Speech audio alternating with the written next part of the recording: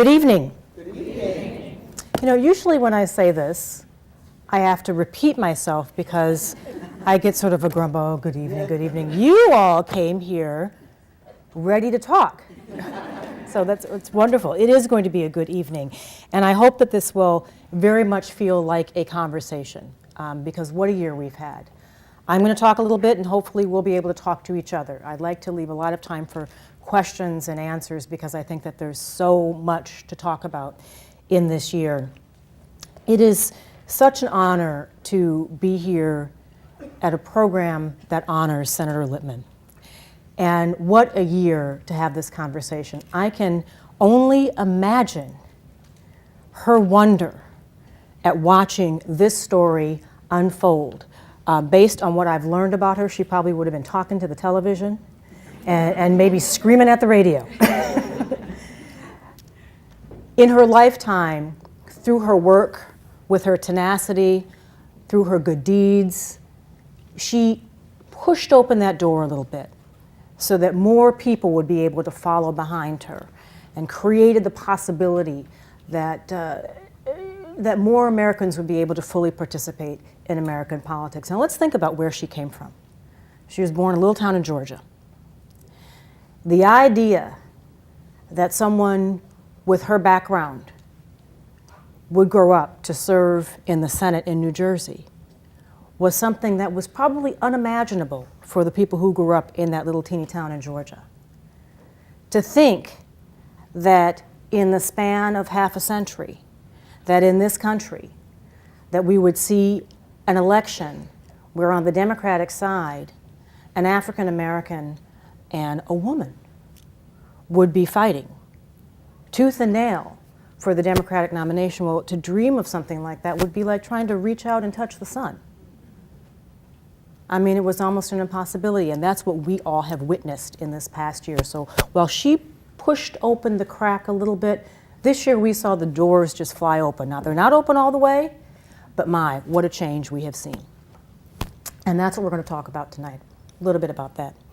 It has been an incredible journey. It's happened so fast that when I go back and I look at the notebooks, it's amazing to me. That happened? Really? Because, you know, it happened, and by the time it happened in Iowa, boom, we were on the way to New Hampshire, and then boom, we were on the way to South Carolina, and then boom, we were on the way to Indiana, North Carolina.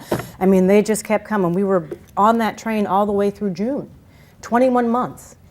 And so what we're going to do tonight is a little bit of campaign anthropology.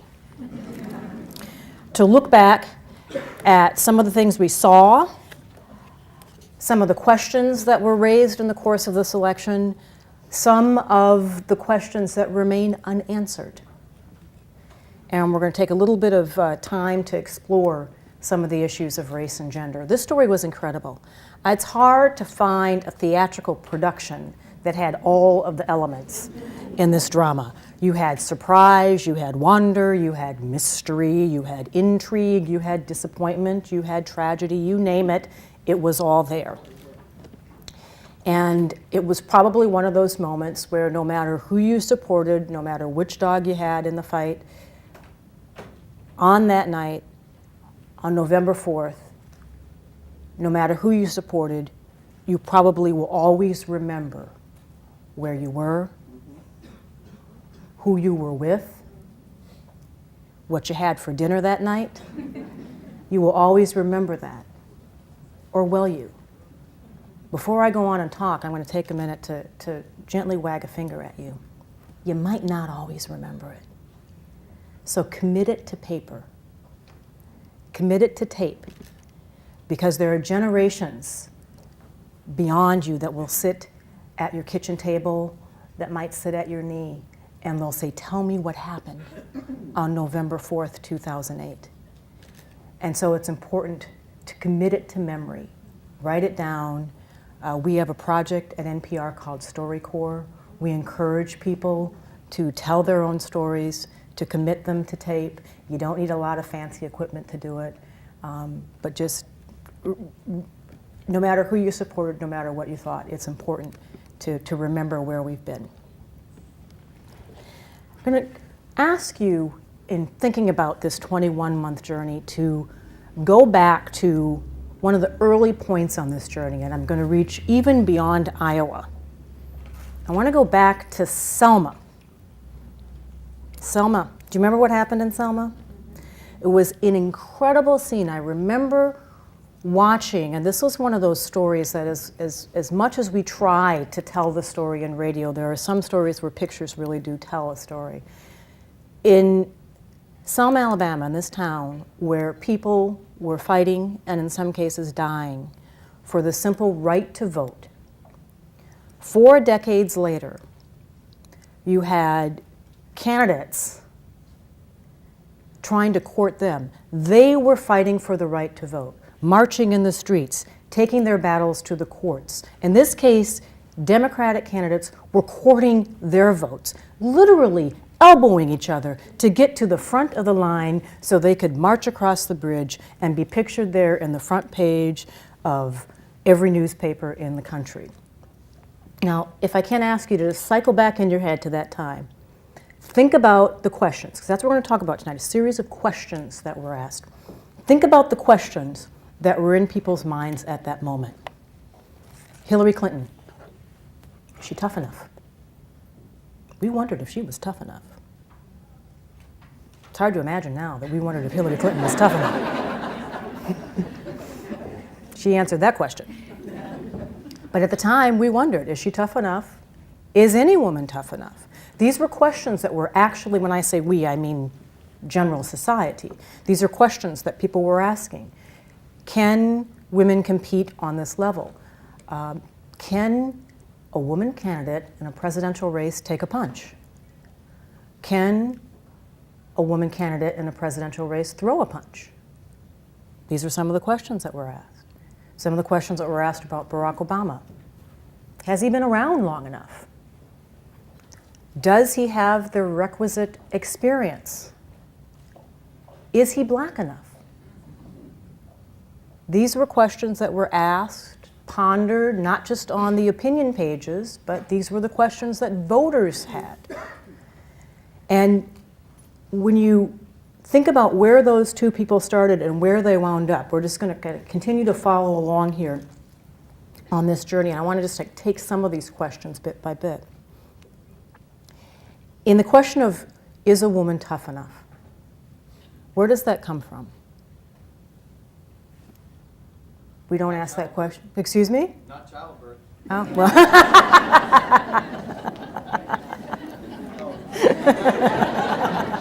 I have 2.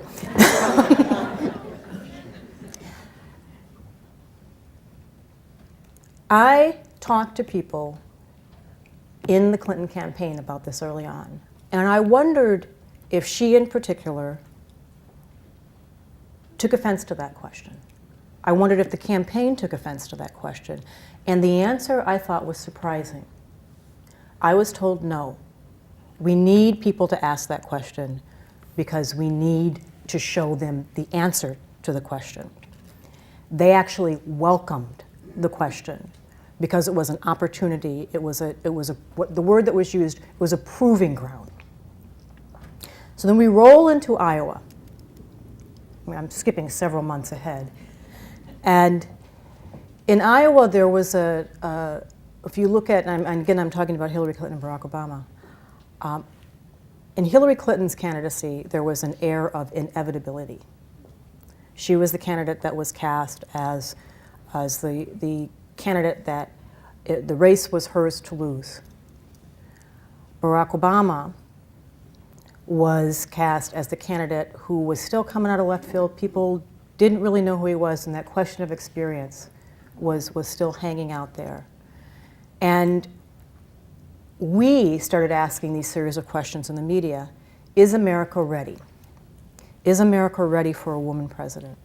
And is America ready for a black president? Is America ready to walk down this journey? And again, I went to the other side. Now, in the same way I asked the Clinton campaign, what does she think about this? I asked the Obama campaign, what do you think about this question, about the readiness of the country for this? And again, they said, we welcome this question. There wasn't a sense of offense that you might have expected on the part of that candidate. In the big question when it comes to gender for Hillary Clinton was the rules. Do candidates face a different set of rules? And I want to spend a little bit of time talking about that, because I attended a reception before I came over here, and I think I had 4 or 5 people pull me aside and ask me about the media in this case, and the not just the political arena, but the media landscape. And were the rules different? Was there a different set of standards for Hillary Clinton or for Barack Obama?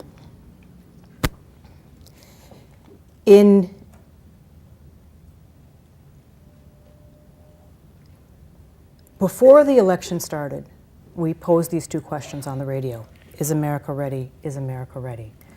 And I sat down and talked to a woman who'd actually run for office early on, and she said, one of the big questions for Hillary Clinton is going to be, can she roll up her sleeves? Now, it sounds like a silly thing. Can she take off her jacket? Can she roll up her sleeves in the way that a guy can roll up his sleeves when she goes out on the campaign trail? Hillary Clinton was pilloried in some ways for her pantsuits. And I remember thinking back to that moment, and I thought, she was onto something. She asked an interesting question there. In the spotlight as cast on this campaign we see now is not just, we tell the story of race and gender in the campaign and we think of Hillary Clinton and Barack Obama, but that spotlight is so much wider than that. Over the course of the election, you saw not just Hillary Clinton in the spotlight, you saw a number of other women who were included in this discussion, who were not part of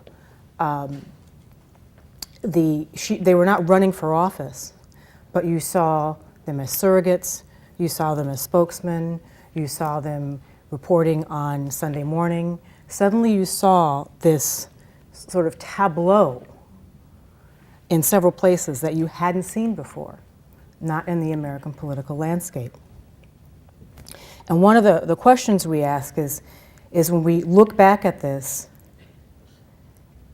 did we ask the right questions over the course of the campaign?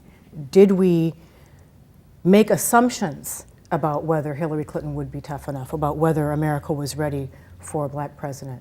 When we think about the conversation, were we making presumptions about what America expected as opposed to just listening to what America was ready for? I have spent a lot of time listening to voters over the course of the campaign. Because we have 3 hosts, we're able to get out of the office. I co-host a show called All Things Considered. Those of you who listen are familiar with the show. I have 2 wonderful co-hosts, Robert Siegel and Melissa Blatt. And the wonderful thing about having 3 hosts is that at any given time, one of us can go out and hit the road, and we can keep our reporter's hat on. So this year, all of us spent quite a bit of time on the road. We were reporting from the field through the conventions, we were reporting from the field in the primary, and we had a chance to listen and eavesdrop on a conversation. And for me, one of the most interesting aspects of that conversation was listening to this country engage in a national conversation on race. Halfway through the primary election, Barack Obama gave a speech, a very important speech in a neighboring state. And he encouraged America to engage in a national conversation on race. And many people thought that that was going to be the beginning of a conversation. And what was interesting is, as a candidate, he laid out his thoughts, and then it was almost like he pushed away from the table and said, okay, America, talks amongst yourselves. And as I listened to this conversation, I thought, he's encouraged us to have this conversation, but he's not necessarily leading this conversation. But I very much want to hear this conversation. And so we engaged in a series of conversations ourselves, and I don't know how many of you have heard this, but we brought a group of people together in a town called York, Pennsylvania. And we invited them to come together and talk openly. And they were carefully selected. There were 15 people in all. And the idea was that if we got people together to talk openly and honestly, that we might get to an interesting place. And if we went back time and time again. So the idea was that to have one conversation and then go away and then come back and have a second conversation and then go back and have a third conversation, in the hope that it would almost be like peeling an artichoke or perhaps peeling an onion. We thought that it might be painful, we thought that it might be enlightening, but that we had to build enough trust so that we would trust them and they would trust us, and hopefully we would get to an interesting place. In that conversation, I learned something very important, and I'm going to go back to where I began here, is one of the first things we asked was the question that people have been asking all the way going back to Selma. Is America ready for a black president? And what we heard from the voters is that that wasn't the question, that they heard that question and they thought that's not what they thought we were dishonest in asking that question. They thought that what we were actually trying to get to was something different or deeper, that the question was loaded with all kinds of presumptions in itself, and that when we asked if the race of the candidate was important, it really wasn't so much the color of the candidate, it was more the racial experiences of the voter. Because when we asked all the voters, is the race of the candidate important? And if I asked probably most of you in this room, you would say no, not at all. But if I spent enough time with you, as we did with these voters, we realized that race was very important. By the time we got to hour 3, we realized that this was something that was very much on their minds, but we were asking the wrong question. And that was what was so enlightening about that for me. I realized as a journalist that the question is, asking the right question is so important. This election for me has been peeling layers myself, like going through this period of, it's almost like a shedding. And I've written about this, and some of you may have read this if you follow our website. I was at a screening of a movie called The Secret Life of Bees. I don't know how many of you have seen the movie. I don't know if you have read the book. There is a scene in the movie where Rosaline is a black woman, and she is accompanying a little white girl into town in the South. And she is confronted by a group of men. And she's ultimately, she confronts them, and she's ultimately beaten by these men. And it's in the book, it's quite graphic, and in the film, it's very disturbing. And I saw this because I was preparing for a conversation with Queen Latifah for the show. And my producer looked over at me, and I started crying. The scene just got to me. And I was thinking about a series of conversations that I'd had in the course of this election. I was thinking about the couple that I met in Iowa who said that when Barack Obama, black couple at a senior center, they said when Barack Obama entered the race that suddenly he felt differently. That when he walked down the street, having grown up in the South, it was almost ingrained in him that when a white person walked down the street, that his natural inclination was to step aside. I thought about a couple that I met at another table at that same senior center, and a man who said that when Hillary Clinton entered the race, he started looking at every other woman on his job differently. That he listened to her, and he said he listened to all the things that were said about her. And this is early in the race. This is Iowa. This is before things really got difficult. And he said he had a new perspective on what it meant for women to enter the workplace. And in that moment in that movie theater, I thought about something that someone said to me in those conversations in York, Pennsylvania. One of the voters expressed a fear that if Barack Obama was elected, that there would be chaos, that there would be tumult, that there would be what she described as payback. And I asked her, well, what do you mean by that? And she said, well, there was a time when if a white man walked down the street, a black man would have to get out of the way. And I was thinking about all this in the movie theater, and all of a sudden, all of these things from my childhood suddenly came back to me. I grew up in Minnesota, but my grandparents were from Birmingham, Alabama. And when I was a child, I spent many of my summers in Birmingham, Alabama. And I think about this now. My parents, you all can do the math, and I've always said I've had no shame about my age. I was born in 1961. Starting at the time that I was 6, my parents would put me on a plane and send me to Alabama, sometimes by myself, which is shocking to me even now, that they would dress me up with a hat and little white gloves and put me on a plane and send me to Alabama with a plane change in Atlanta. And those of you who are old enough to remember what the old airport in Atlanta looked like, and I'm not talking about the old airport before they did the upgrades before the Atlanta Olympics. I'm talking about the old airport that was based like a spider with a central hub and then several spokes. And I'd have a plane change, and I'd have to go from here to there, and I'd be accompanied by somebody. And I would go down to Birmingham to spend time with my grandparents. My father had 6 brothers. All of them moved north. Most of them would send, if not all the cousins, at least a portion of them back to Birmingham in the summer, and we'd all be there for the summer with my grandparents. My grandfather was a big man, and he was tall, and he was a very dark-skinned man, and he always wore dark suits, and he always wore a very dark, skinny tie, and he always wore a hat. And he drove jitney. Now, how many people here know what that means? Okay, for you do know what it means. He would take people into town. He was a retired steel worker. And when he stopped working in the mills, this is how he earned a little bit of extra cash, that he would carry people to the doctor, or he would carry people to the grocery store, or wherever they had to go.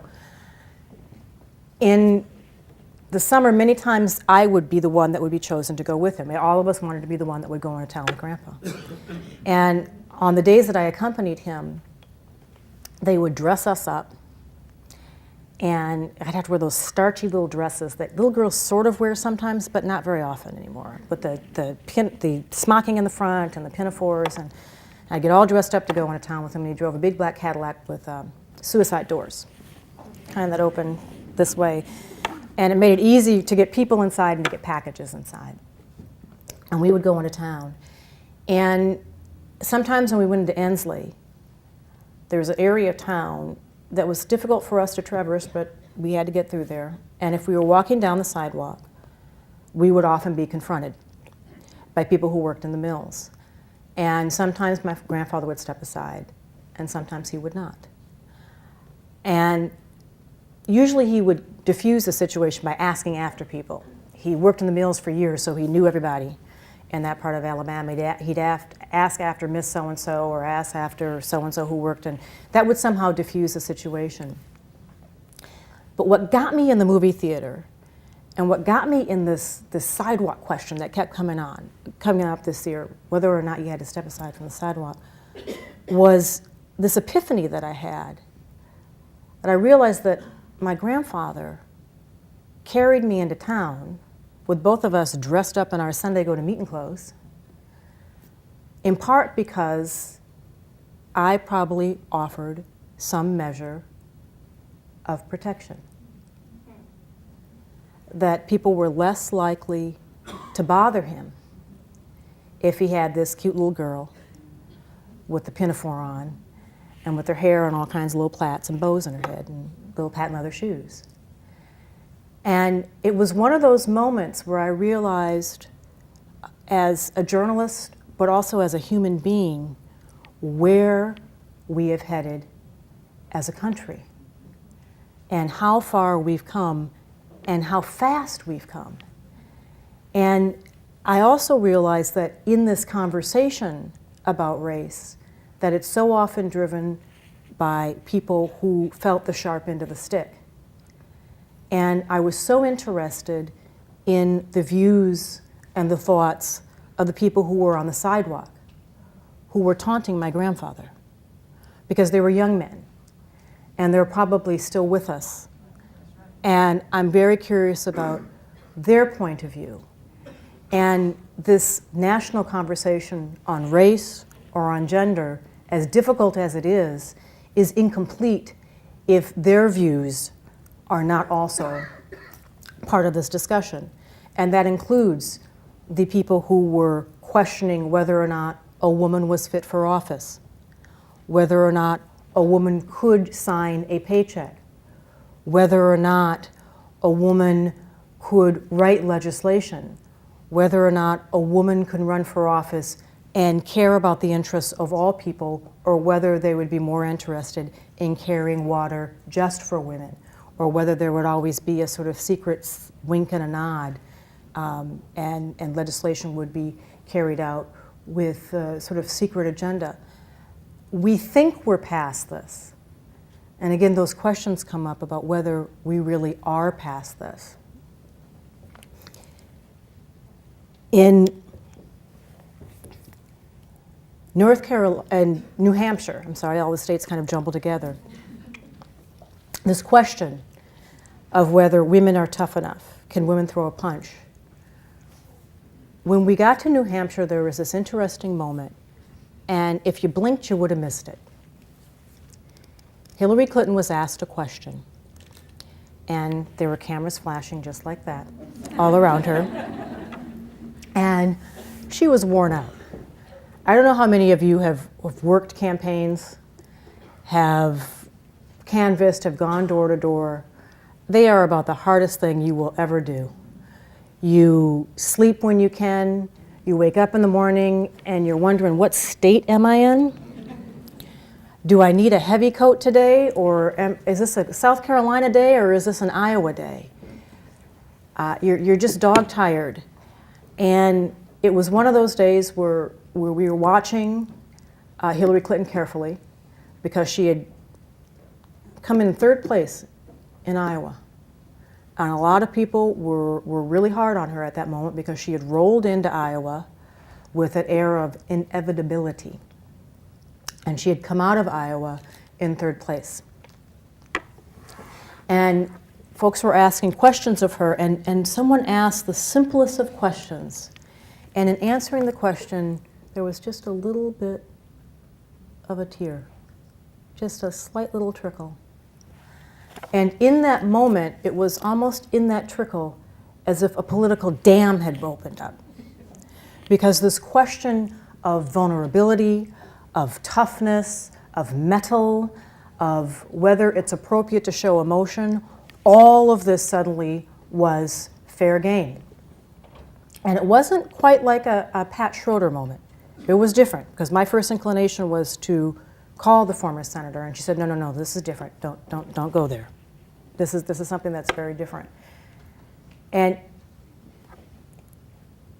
one of the things that I'd always wondered about this was whether Hillary Clinton would regret that moment, whether that was a step forward or a step backward. And everyone around Hillary Clinton, I've never had a chance to, I hope to have this conversation with her, but everyone around her said that that was a step forward, because it showed a candidate in full, that it showed that women don't have to be inhuman, that women can show all sides of their emotional palette. And it also showed that in that moment, that people saw something in her, and that was a turning point for her. And if you remember, coming out of New Hampshire, remember what she said on stage? For those of you who were there, maybe you remember that. In New Hampshire, I found my voice. That next week, I was at a seminar for female candidates in Washington. And it was a group that works to encourage women under 30 to run for office. And I was eavesdropping on the conversations in the room, because this was much talked about, whether women can show this side of their personality. And it was fascinating, because almost everyone in that room said that they had to suppress part of who they are. That they were parents, that they could only talk about children in their lives to a point. that they were very careful about the pictures that they kept in their office of their children, that yes, they carried the pictures of their children on their literature, but that they were careful about how they talked about it on the road. I heard from Southern candidates who said that they were careful not to wear pants when they went into certain parishes and only wore pants when they went into other parishes, that they were careful about talking about whether or not they cooked at home, that they were careful about talking about if they were angry, that they could only show anger to some degree, but they couldn't show anger to another degree. They felt constricted. They felt that they didn't have the full palette of emotions, that they didn't have the political language at their disposal that the male candidates had, that they lived within a very narrow box, that consultants were telling them based on polling data and based on focus groups, this is how you need to talk to voters, this is how you need to present to voters, this is what your ads need to say. And in that moment, that little teeny trickle, almost all of the women, and there were 24 of them, almost all of them saw the possibility to be something that they couldn't be in the past, that maybe it was okay to be vulnerable, to be politically vulnerable. Maybe it was possible to show that you were tough, but that you had a softer side to your personality also. It was an opening that women who were running, and these are women who aspired at some point to run for political office on a national level or on perhaps even a state level. These are women who are interested at this point in running for school board, interested in running for city council, trying to find their political voice, and they were trying they were basically trying to get in the pipeline and seeing the possibility of speaking a different kind of language that was available to them. And I came back and I shared this story with one of my editors, and they said, really? They feel constricted in that way? It was a male. Someone here said it was a male editor, wasn't it? It was a male. And it's the conversation that we've been having in the country, that we've been also hearing in newsrooms. When a woman raises her voice, okay, I see a number of women in the room shaking their heads, starting to get their neck exercises. Stay with me. There's a word that's often used. Have you ever heard the word shrill applied to a man?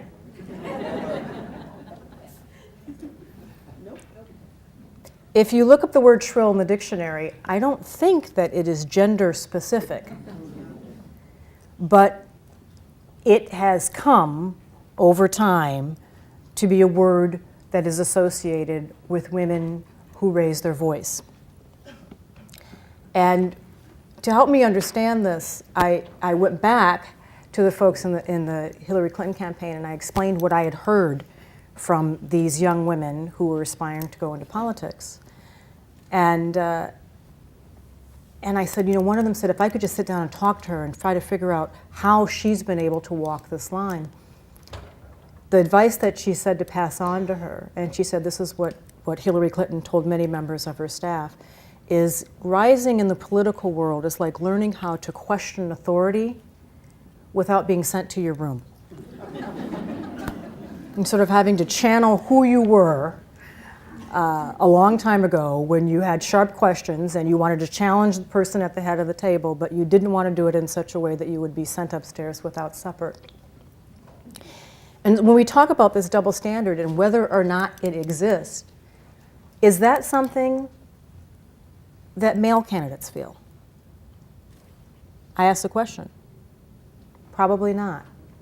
Is it something, when we talk about implications for the future, is it something that they're likely to face in the future? Probably not. Is it something that female candidates are likely to face in the future? Perhaps yes, but perhaps less of that, because of some of the things that we saw along the way in this election year. This national conversation about race and gender has been laden with all kinds of contradictions. If you look at the election results and you look at where we wound up in this race, Barack Obama won with a very wide margin. But if you go back and if you do the campaign anthropology, you'll notice something very interesting. White America supported Barack Obama before Black America supported Barack Obama. It was almost a political three-point shot, or maybe a layup would be the right analogy there. In Iowa, one of the whitest states in the country, Barack Obama went and basically set up camp very early and built support based in part on his message, but based in part on a political organization that the Clinton campaign will now admit took them by surprise in those early months. They set up very early, and he learned much from the work he did as a community organizer in terms of organizing people and in working in the caucuses. And they had a very specific system, and they taught people how to caucus, and they did it based on pies. And they'd go through these caucus training programs, and there'd be the apple pie team and the pumpkin pie team, and they'd have to figure out how to work the caucus room so that when one team fell out, that they'd try to make sure that the rest of the team moved over to their side. And they really worked hard to build this rock-solid organization. But at that time, even when he rolled out of Iowa, at that point, Black America, when I say Black America, I mean Black mainstream, the political establishment in Black America, firmly behind Hillary Clinton, solidly behind Hillary Clinton. There is a picture that I will never forget with Hillary Clinton in South Carolina, which was basically 2 states up on the calendar, standing on a stage surrounded by 64 ministers. Most of the men, all of them Black. The political establishment had firmly lined up behind Barack Obama, or excuse me, behind Hillary Clinton. But something happened after Iowa that many African Americans looked at the results in Iowa and said, wait a minute, if a state that white can turn out that many voters for a guy who looks like that, suddenly he started to get a second look. And by the time the campaign had turned to Iowa, or excuse me, to South Carolina, the fulcrum had turned. And Barack Obama had strong support from Black Americans, not just in South Carolina, but all over the country. And there's something very interesting in what happened in that. Because a lot of what kept African Americans from supporting Barack Obama early on was fear. And it didn't necessarily show up in the polls, but it was a fear that he wouldn't be accepted by white America. It was a fear that if we entered into a conversation about race, that it would automatically be an ugly conversation. It was a fear that if he stumbled, that all of America, that all of Black America would trip right along with him.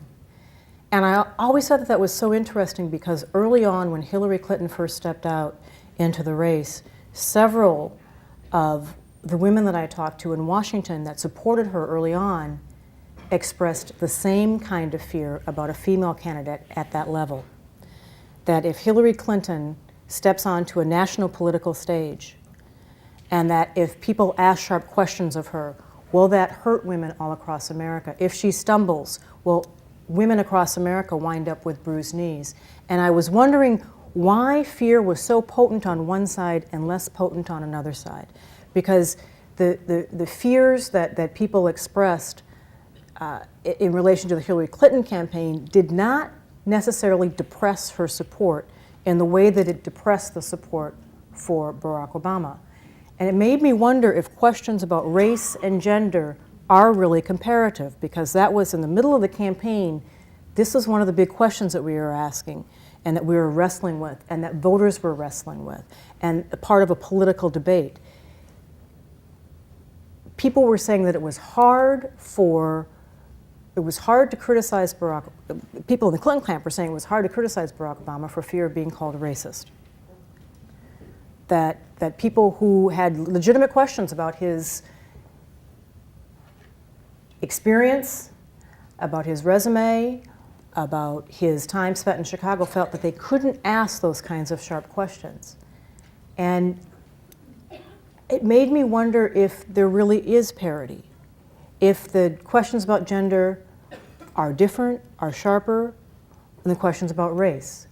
Is it easier for America to shed certain assumptions or prejudices on one hand than it is on another side? Is the hill steeper for women than it is for people of color? Are they really flip sides of the coin? And what does that mean as we go forward? When people talk about whether or not this will lead to an opening of sort of floodgates for candidates in the future, female candidates, candidates of color, I wonder if you really are going to see the kind of candidates, the kind of candidacy that we saw in the Obama campaign, in that he did something different. And you see it a bit with the Deval-Patrick race when he was running for governor, but he went to the outside and then came to the inside where people of color are concerned. He first got support from white America, and then he was able to build support among black America, and that's something that you hadn't seen before politically. And so as we listen to this national conversation,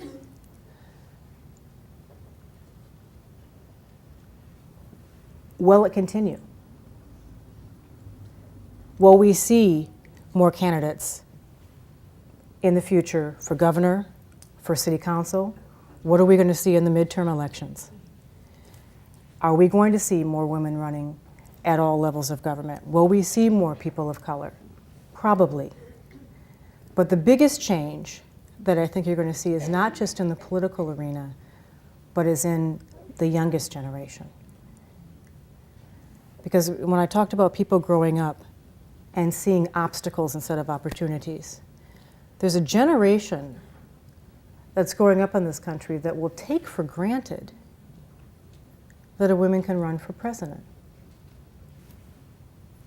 Been there, done that, seen it. Expect to see it again. There's a generation that will take for granted that a person of color can run for president and that a person of color can win. And now the questions are how they lead. And this is going to sound a little bit strange, but one of the smartest people I know in politics said it's almost like watching the Cosby effect. Again, with a black first family poised to move into the White House. You remember back in the 80s when the Cosby Show was on television? There are sociologists who believe that that was a turning point in American society on several levels. If you look at the tracking for instance, the questions about affirmative action. It may sound strange, but it tracks almost exactly when the Cosby Show first aired on television. And a lot of people would see a respectable, moneyed family living in a brownstone in New York and say, wait a minute, why do we have these kinds of social programs if they're living like that? It was also a moment where you also saw a change in universities. You saw a change in school systems. You saw a change in city councils, where people started to look at society a little bit differently. And it's odd to think that Hollywood could possibly have that kind of effect. But when you think about the specter of that family moving into that house, and what that will mean, and the image that people will see day to day. And the person who actually raised this, it was around the time, mid-September, where we were, I don't want to say celebrating, but honoring the anniversary of the Birmingham church bombing. And it was noted that at that time, the 4 girls who were killed in the Birmingham church bombing were the 4 children of color that were most often seen in the front pages of newspapers across the country, in magazines across the country. It was a time where you didn't see people of color in mainstream publications. And you fast forward to 2008, and the 2 children of color that you most often see in newspapers or in magazines right now are from 4 little girls to 2 little girls who will be moving into the White House and frolicking on the White House lawn. And between those 4 girls and those 2 girls, there's a heck of a story. And we all witnessed that story this year. And I promised that this would be a conversation, and so I want to continue, but I also want to invite you to be a part of this conversation. So while I continue to talk, there's a microphone right here, and if people have questions, I will try to provide answers as best I can, and I invite you to come up and join the conversation.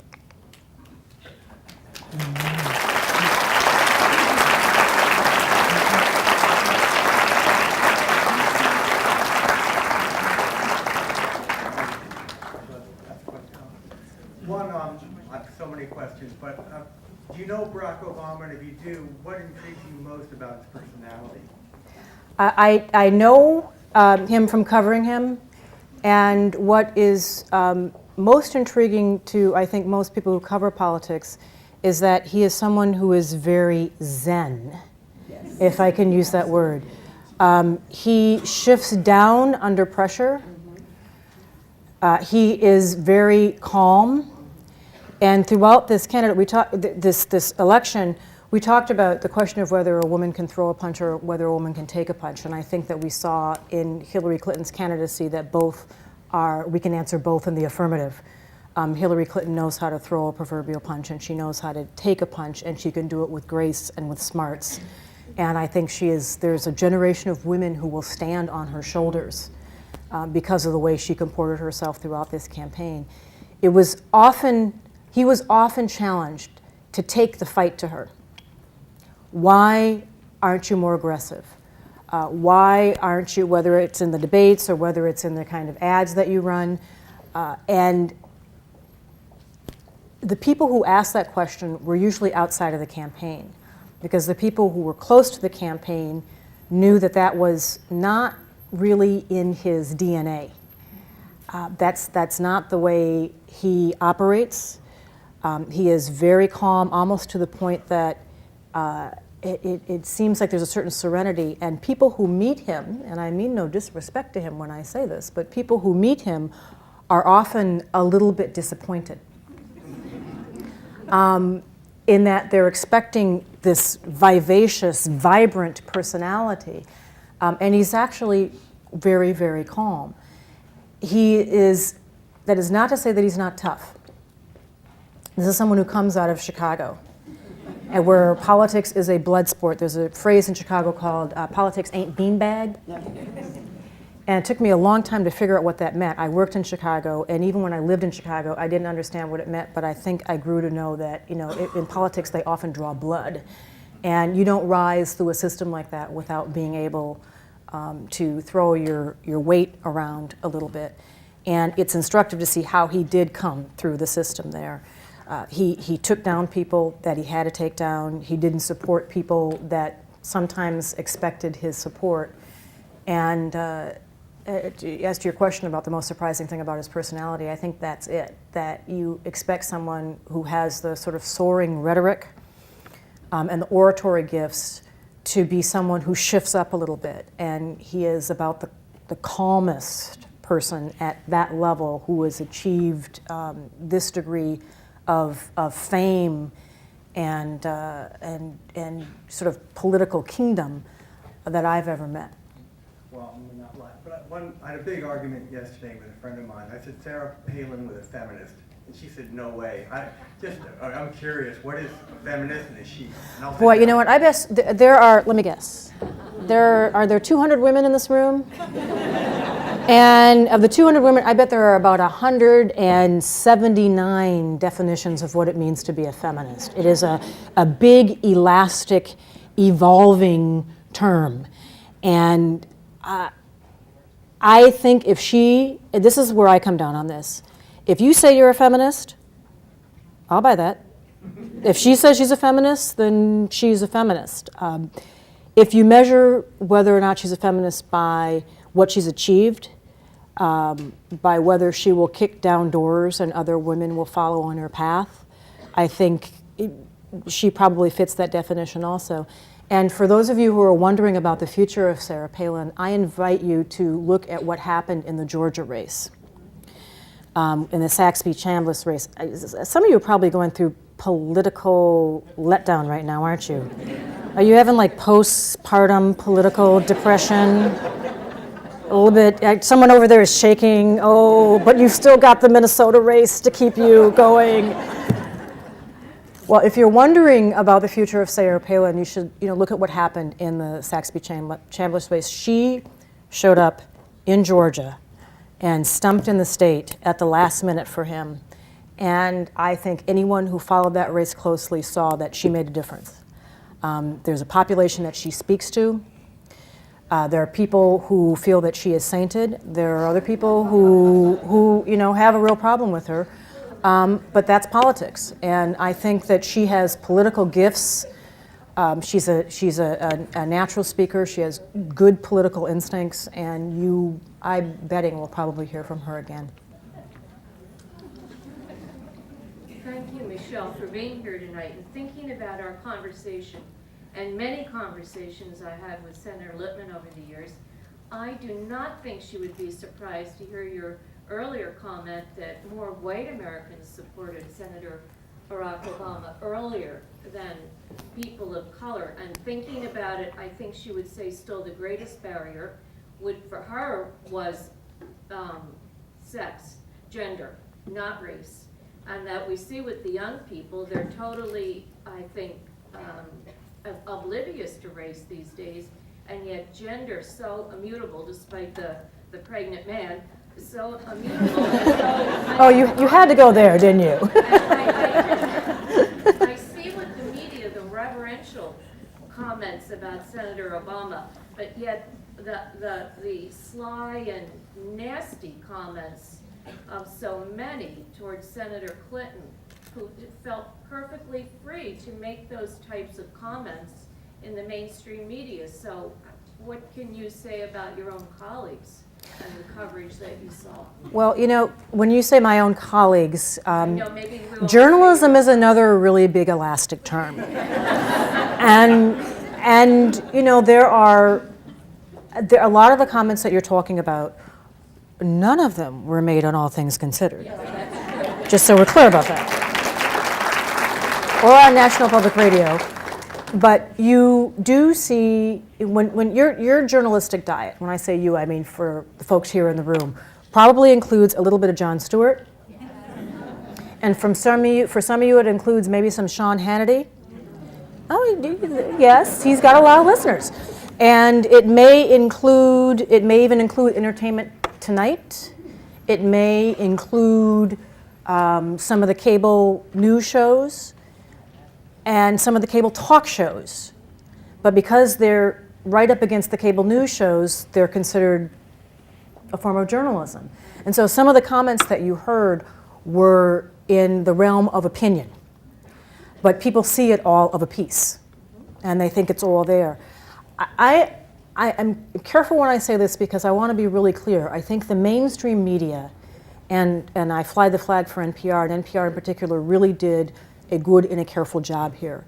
But I also know that there were statements made about female candidates and about a particular female candidate that would probably not be, questions would not be asked of a male candidate.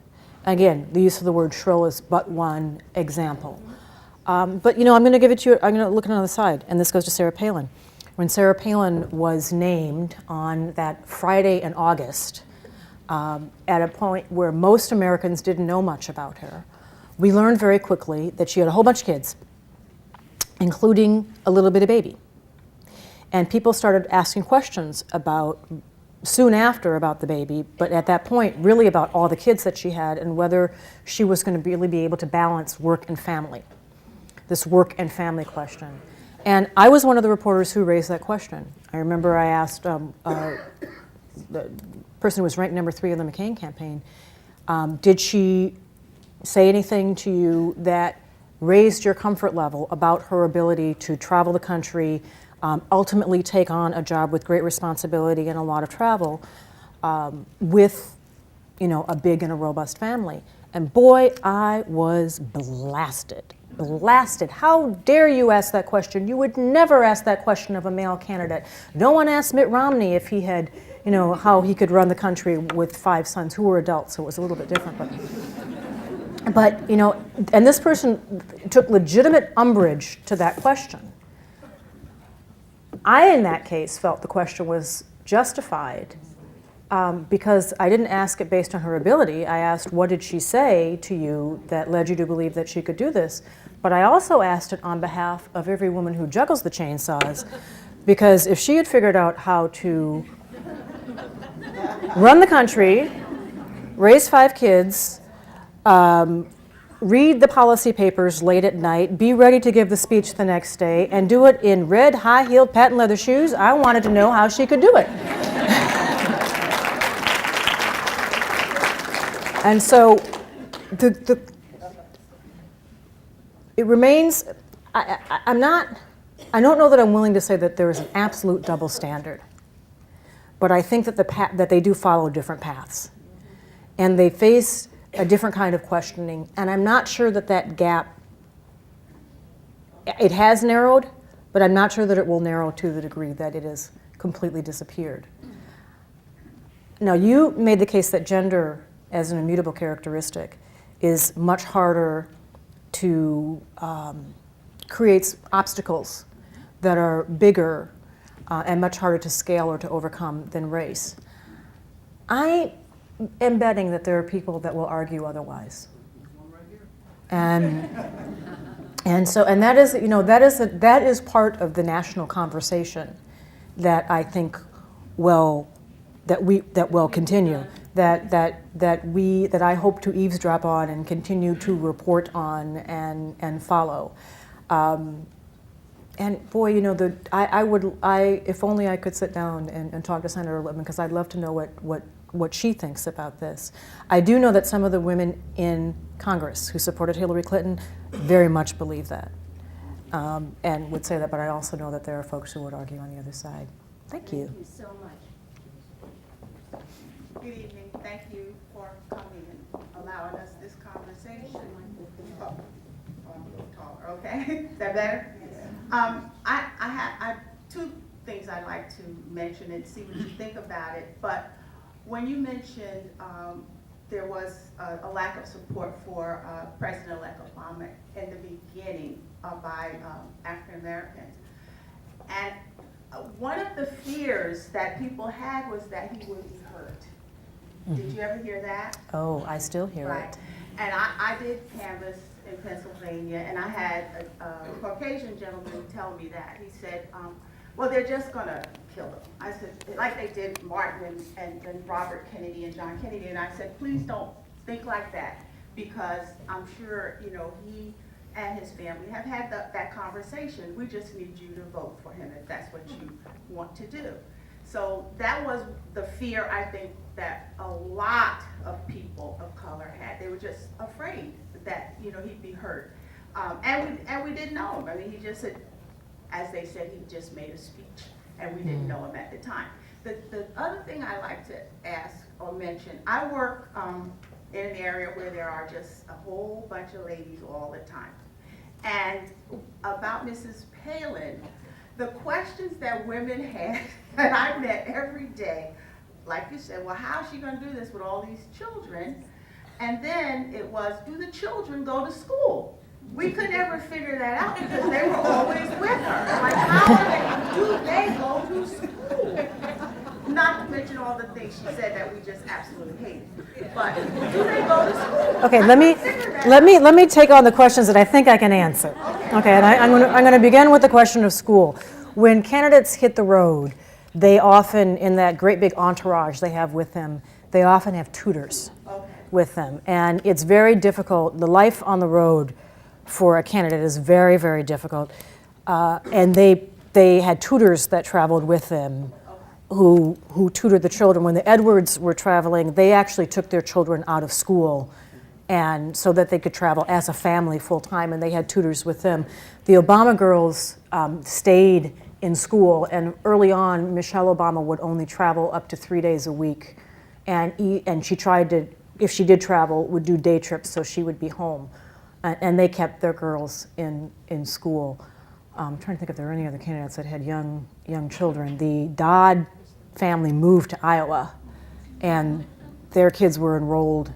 I mean, they moved into a house and just did Iowa all the way. Wait, now you had another question about fear.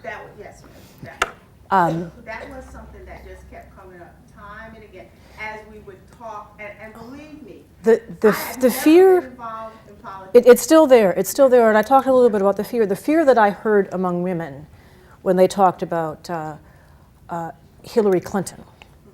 That was more of a fear that she would be hurt in some way, that she would be taken down, that she would be questioned, that she would be roughed up in a way that would reflect badly on other women, that it would make it harder for other women to follow in her path.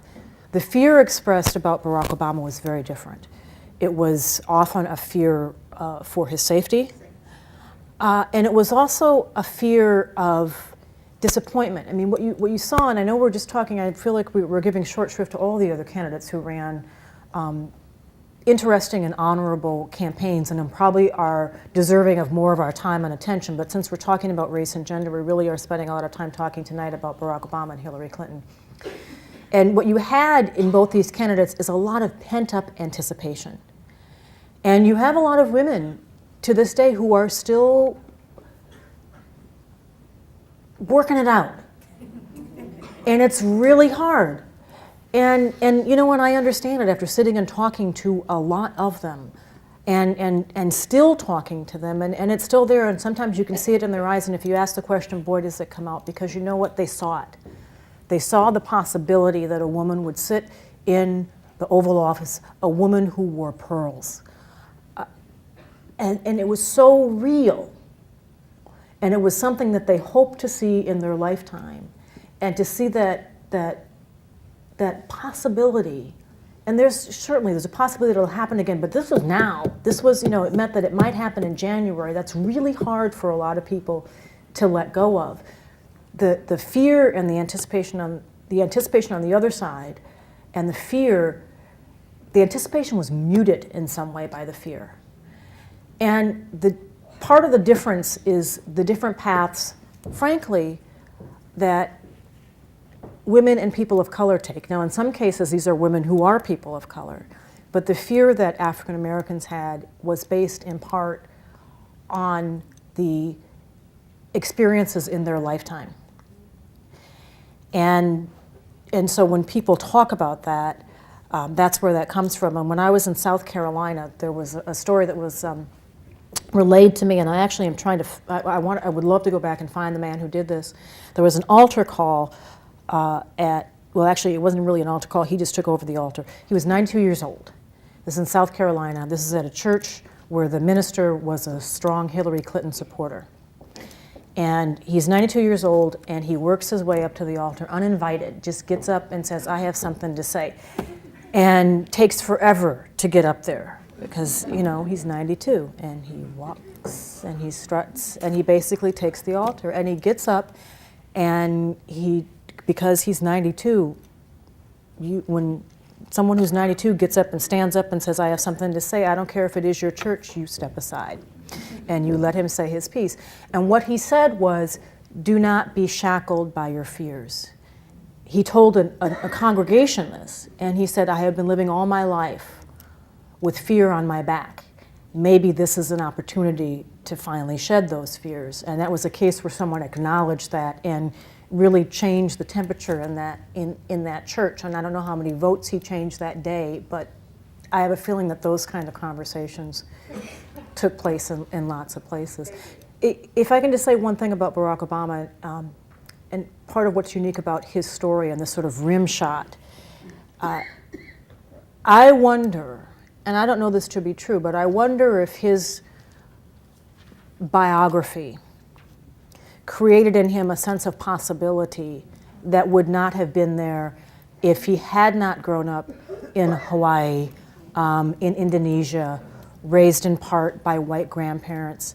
If growing up at the knee or at the kitchen table of people who felt that their ambitions were stymied by social strictures, if even in trying to encourage their children, if some way you pass on not just your hopes but also your fears and your disappointment, and that growing up in an environment where he did not experience some of that may have allowed him to see paths that were a little bit foggy for other people. And when you talk about a post-civil rights generation, he's not the only member of that generation, but he's someone who comes at this a little bit differently. And so this conversation on race that he's invited people to have is perhaps going to sound a little bit different.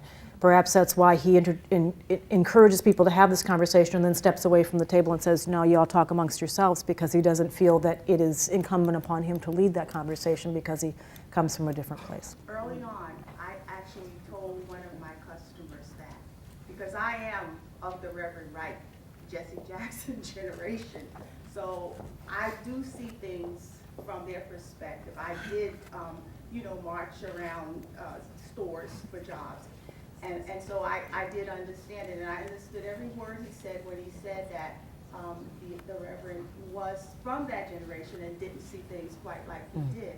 And I actually said that to one of my clients. That's what made him free to just go ahead and run. Thank you. Thank you very much. Hello, and thank you for coming to share your thoughts with us. As you were talking about African Americans' responses to Obama's presidency, it encouraged me to think about one of the things that surprised me most about this election, especially as a young person, and that was the response of some black male civil rights activists to Obama's candidacy. And I'll even broaden it to say some black male public figures' response. What specifically to, there? Obama's candidacy. So I'm not just thinking about Jesse Jackson, but also Andrew Young, John Lewis, Tavis Smiley, Cornel West, to name a few. And so I'm wondering, what surprised me most about it was that I thought they would be overjoyed to have not just a black candidate, but a strong black candidate. Well, And, people, it's, if I may say, surprising to you perhaps, but African Americans are not monolithic.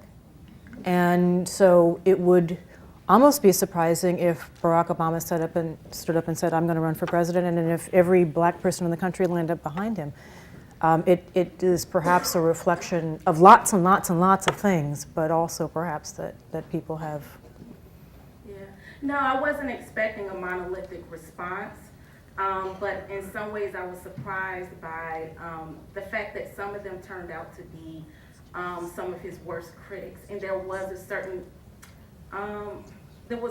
tension there, and I wasn't expecting all black people to support him. But being from Atlanta, I heard some of the what I thought were problematic responses to his candidacy, voiced by Andrew Young, questioning his blackness, his authenticity. So I was wondering about your thoughts surrounding that. Well, I think it probably goes to some of what I just mentioned about him coming from a different point of view. I mean, having a different kind of biography. There may have been people who questioned whether he would really understand the struggles of people who had lived, who had fought on the front lines in the civil rights struggles, because he didn't have that kind of background. There may have been people who wondered, the people who were asking the question, is he black enough, wasn't just white America, it was often black America asking this question. And it didn't have anything to do with skin tone. It was really about, where he came from and who he would support and what kind of background he had and who he spoke for. And so I think that's where some of those comments come from. I think almost every person you mentioned probably wound up resolving their relationship, with him to some degree, but it's been a rocky path. And hi, Michelle. Well, the question I had actually was on your perspective on a pretty big news event, I guess, which is that Hillary Clinton is now the Secretary of State in Obama's cabinet. And I'm sure many of us in our own homes have debated this and might have our own opinions on this, but I really want to know your opinion in the way that you've been intimately covering this in a way that many of us would never be able to, cover it or know about it. And you mentioned that Barack Obama is very zen, and I'm sure you've interacted with Hillary and her campaign as well. So I really wanted to know sort of your personal and professional perspective on the fruits of this partnership, and maybe even the pitfalls of what you think from your experience working with them and covering them. I'll share with you my perspective, but not my opinion, because that's something that I try to talk about what I know instead of what I think. And what I know is that it was amazing to see the two of them on that stage that day, having covered this long, hard campaign. They have great respect for each other. It got personal for a while, and they got under each other's skin. In the end, Barack Obama will tell you that he is a stronger candidate and a sharper politician because he ran against Hillary Clinton. Hillary Clinton will tell you that she learned important things about herself and about this country because she ran against Barack Obama. It was I think it's hard to look at that and not see an incredible dose of grace in that decision to invite her to be part of the cabinet, given the road that they've traveled and given the political rivalries that continue and with the questions that continue about her husband's role, about whether or not they really are politically simpatico. I suspect that they sat down and worked it out and have come, to an agreement. It's also easy to look at that and say that, boy, is it also Machiavellian. Because if they do have tensions and if there are continuing rivalries, smart to keep her close within the cabinet, perhaps closes off the possibility that she might try to run against him if she were to see an opening in 2012. So it also is a chance to see her make good on a promise that she made in the campaign, that she is the person who has the ability to travel the world, to speak with authority to world leaders, that she's done that in her role as First Lady, that she has done that to some degree in her role in the Senate. And I suspect that there were a lot of people who supported her in the campaign who looked at that press conference and thought it was a little bit bittersweet, but are probably happy that she's now part of the process. And now the big question is who replaces her in the Senate. So who was that was out there having the shakes about it? Thank you. Hello. First of all, I wanted to say that it's an honor to be here and to actually listen to you in person.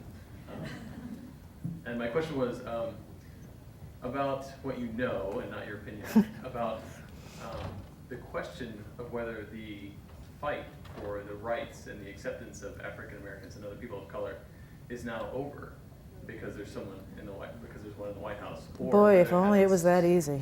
Yeah, or whether it has the strongest support now, and basically where that path is going to go into the future. It's a really good question. Thank you for asking that. It's not that easy. And in fact, on some levels, it represents a huge step forward. This is such an interesting experiment that we're embarking on right now. I'm going to answer your question in just a minute, but first, how many people in this room have had a black boss? Okay, I'm not a statistician, but I'm guessing that's about a quarter of the room? About a quarter of the room.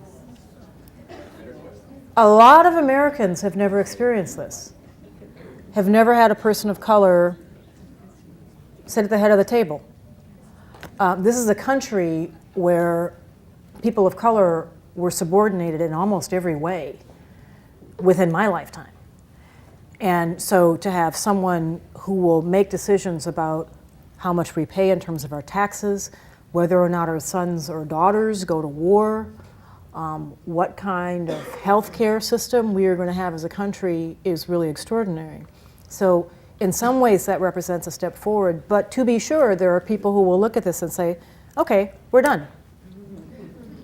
That's it. We don't need any kind of social engineering, equal opportunity programs, not necessary, affirmative action, not necessary, diversity training, why do I need that?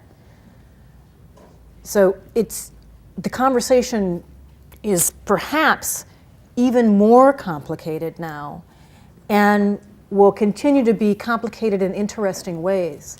Because, for instance, we've mentioned affirmative action. Is this a president that can, we don't know exactly what he's going to do with regard to affirmative action because he's been a little bit opaque on this. But if he were to take this up and try to draw a finer point on the questions about affirmative action at the federal level, is that something he can do? Or would it be easier for a conservative president to take up that mantle? Will there be questions about his appointments? Will people look more carefully to count? How many people of color are at the table? Okay, I'm going to keep count. How many women? Okay, I got 4. Okay, how many Hispanic? Okay, 3. Now, that's a good thing in one degree because you see more people of color, more women, more Hispanics perhaps at the table. But if you're counting, sometimes you're counting for good reasons, sometimes you're counting because you're looking for something that's a little bit more negative. So I don't think that it's over. I think the questions about some of these things will continue, and they'll probably be ever more complicated, and as a journalist, ever more interesting. So, thank you. Good evening. Good evening. Again, just want to reiterate, thank you very much for being here, hearing me speak. Really enlightened me on a lot of different areas that I wasn't aware of. I come from a military background. I did 20 years in the Air Force, and now I work for Homeland Security. And it did me well to see him put a lady in the department, or nominate a lady for the Department of Homeland Security, because that's a good thing. Also the UN ambassador, and as well as the Secretary of State. And my question, kind of a hard act to follow after so many others had asked the question, but where do you see Hillary Clinton, as you stated earlier, you got her close to him now. Do you see her in the future trying to run for a future office? Ooh, my crystal ball is a little bit cloudy right now. I'm always leery about making predictions. Hillary Clinton is an amazing politician. She is got clear talents. She's amazing in terms of her survival skills, in terms of her ability to bring people together.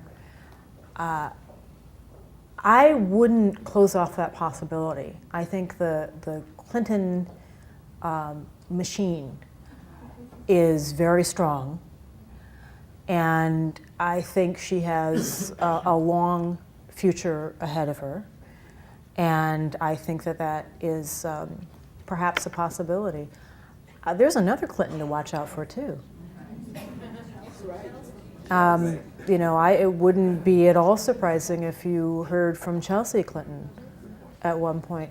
But since we're talking about race and gender, one of the things that was little remarked upon, but when Hillary Clinton was named as the Secretary of State designee, her gender was like almost not even an issue. And when we talk about steps, you know, sometimes there are baby steps and sometimes there are great big leaps and bounds, and sometimes you just cross a rubric and you don't even realize that you're there. And the fact that a woman was named as the nominee for Secretary of State, and you know, perhaps it's because Hillary Clinton and her name is so big that it sort of overshadows everything else about her. But yeah, but the fact that it's just something that happens now. That's Evolution that we need. that you know, 20 years ago, that's not something that we would expect. And so that I guess I would call that, in terms of where we're at as a society, I'd call that progress. Thank you. Happy holidays.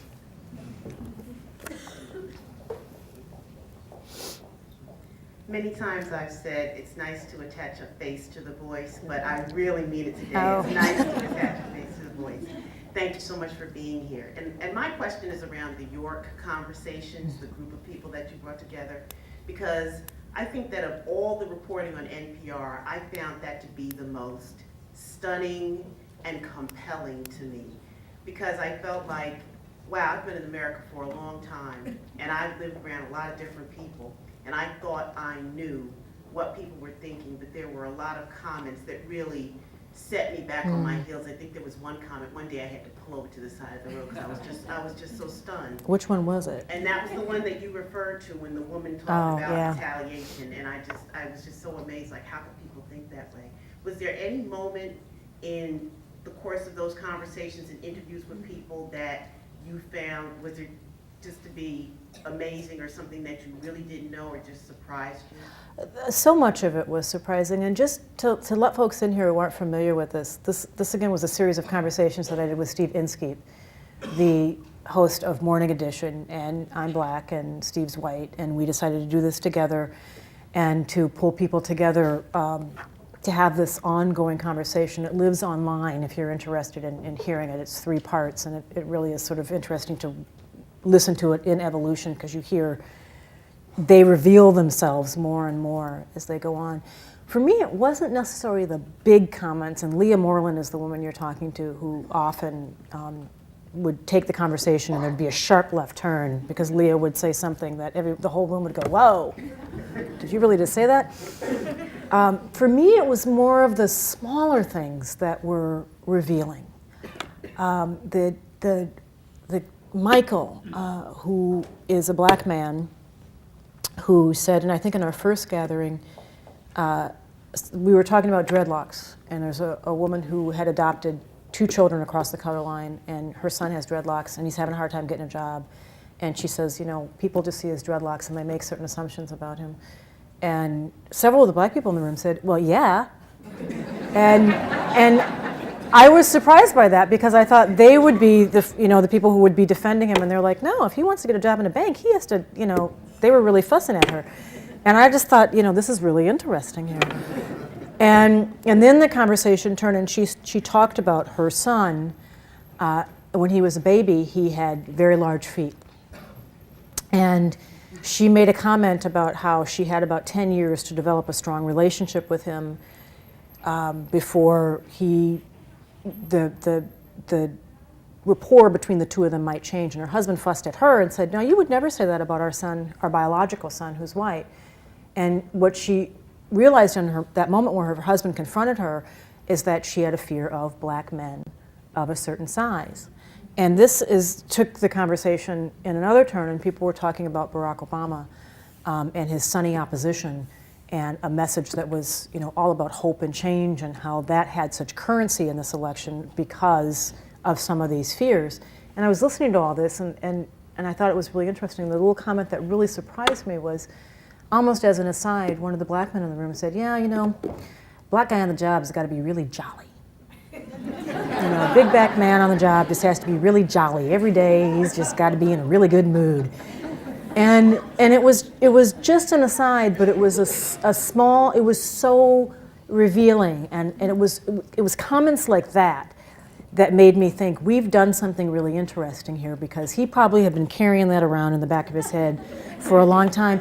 And maybe he would say it at the barbershop, or maybe he would say it, with his own folks. but he said it in a room full of people that he hadn't known previously. And I just thought it was a fascinating exercise. I have traveled the country. I've been to 49 states. I've been to everyone but Hawaii. I'm working on that. And I've been all over the world, and I learned so much about this country in the course of those conversations. And I spoke to a gentleman today about continuing those conversations. I hope people decide to continue that conversation. And to the extent that you do, I have one bit of advice. The conversation goes better if it begins with food.